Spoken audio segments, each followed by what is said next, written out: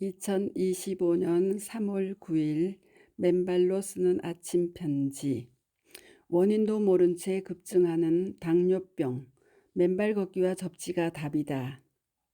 좋은 아침입니다. 지난 4회의 아침 편지에서 당뇨병의 임상적 사례들, 접지는 당뇨병에 새로운 희망을 주는 게임 체인저가 될 수 있을 것인가에 대한 고 스티븐 시나트라의 논문과 임상 사례들을 올렸던 바, 이제는 그동안 제가 통찰한 당뇨병의 원인과 대책을 아래와 같이 결론으로 정리하여 밝힙니다. 국제당뇨병연맹의 통계를 보면 2023년 현재 전 세계 5억 4천만 명이 당뇨병을 앓고 있고 인구 10명 중 1명이 당뇨병 환자라고 밝히고 있습니다. 지난 2019년 전 세계 당뇨병 환자의 4억 1,900만 명이었으니 그에 대비 4년간 무려 28.9%가 증가한 수치들입니다. 우리나라도 얼마 전 통계청의 발표를 보면 우리나라 30대 이상 인구의 3분의 1 이상이 당뇨병 환자이거나 당뇨에 걸릴 위험에 노출되어 있다고 합니다. 당뇨병이야말로 우리 국민 누구든 위협을 받을 수 있는 질병임을 시사합니다. 여기서 우리는 당뇨병의 의의와 심각성에 대해 다시 한번 냉정히 살펴보아야 합니다. 서울대병원 건강정보에 의하면 당뇨병은 인슐린의 분비량이 부족하거나 정상적인 기능이 이루어지지 않는 등의 대사질환의 일종으로 혈중 포도당의 농도가 높아지는 고혈당을 특징으로 하며 고혈당으로 인하여 여러 증상 및 징후를 일으키고 소변에서 포도당을 배출하게 된다라고 합니다. 또한 당뇨병은 제1형과 제2형으로 구분되는데 제1형 당뇨병은 인슐린을 전혀 생산하지 못하는 것이 원인이 되어 발생하는 병이고 인슐린이 상대적으로 부족한 제2당뇨병은 인슐린 저항성 혈당을 낮추는 인슐린 기능이 떨어져 세포가 포도당을 효과적으로 연소하지 못하는 것을 특징으로 한다. 라며 제2형 당뇨는 식생활의 서구화에 따른 고열량, 고지방, 고단백의 식단, 운동 부족, 스트레스 등 환경적인 요인이 크게 작용하는 것으로 보이지만 이 외의 특정 유전자의 결함에 의해서도 당뇨병이 생길 수 있으며 췌장 수술, 감염 약제에 의해서도 생길 수 있다라고 적고 있습니다. 한마디로 제2형 당뇨병의 정확한 원인은 아직도 밝혀지지 않았다는 이야기입니다. 그런 탓에 당뇨병을 제어하기 위한 근본적인 대책을 세우지 못하고 있는 것은 아닐까 싶습니다. 그런데 우리는 단순히 혈당량이 높은 것을 당뇨로 알고 있고 약이나 인슐린 주사로 살아갈 수 있다고 치부하고 있지만 그 합병증은 치명적인 것으로 알려져 있습니다. 그 메커니즘을 보면 당뇨 합병증은 혈당이 높은 경우에 발생하는데 우리 몸에서 가장 미세한 혈관을 가진 눈, 신장, 신경 등에 먼저 혈관 손상이 발생하여 실명 원인 1위인 당뇨망막병증이 발병하거나 협심증, 심근경색, 뇌졸중 등 치명적인 질환이 발생할 수 있다는 점이다. 그 원인을 정확히 밝혀 그를 예방하고 치유하는 근원적인 대책이 시급한 이유입니다. 관련하여 저는 당뇨병의 원인을 현대인들이 부도체에 신발을 신고 사는 생활을 일상화하면서 땅과의 접지 차단에 따른 전자의 고갈 현상으로부터 비롯되었다는 통찰을 가지게 되었고 그에 따라 그 원인을 아래와 같이 정리하여 밝히고자 합니다.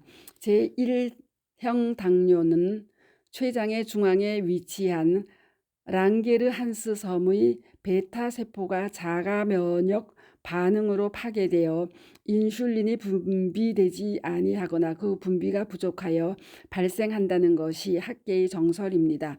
관련하여 기존 학계에서는 유전적 돌연변이나 바이러스 감염 등의 환경적인 요인에 의해 복합적으로 발병하는 것으로 알려져 있다고 하지만 가로 생화학 백과 가로 저자는 땅과의 접지 차단에 따른 전자의 고갈 현상이 지속되며 면역계가 정신을 잃으면서 소위 자가 면역 질환이 발병, 수지상 세포의 T림프구 B림프구로 인해 생성된 황체가 췌장의 베타 세포를 항원으로 인식, 공격하기 시작하여 서서히 베타 세포를 파괴하면서 인슐린 생성이 중단되고 최종적으로 당뇨병으로 발전하는 것으로 해석합니다. 이 경우 그 해법은 명확해집니다.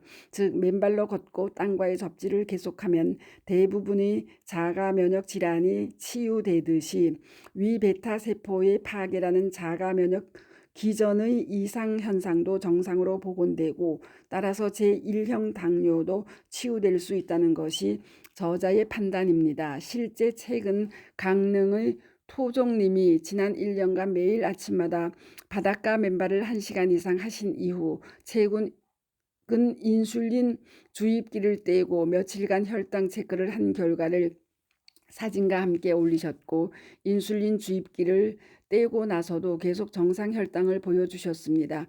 이는 베타 세포가 재생되어 인슐린이 생성되기 시작하였음을 의미하는 것이고 최초의 제1당뇨 치유 사례로 기록되었습니다. 물론 앞으로도 그러한 제1당뇨의 치유 사례가 계속될 것이라는 믿음이고요.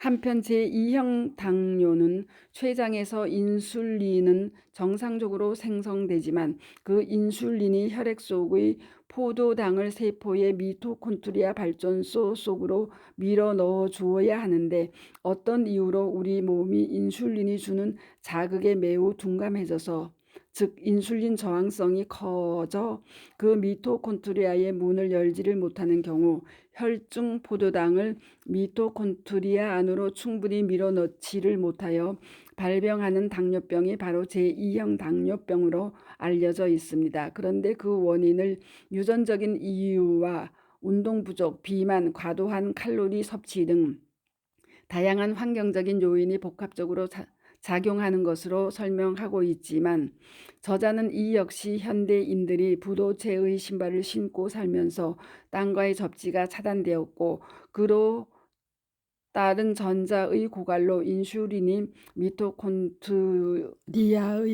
문을 여는 힘이 약해져 있기 때문에 포도당을 밀어넣지 못하고 따라서 혈중 포도당 농도가 높아지면서 제2형 당뇨가 발생하는 것으로 봅니다.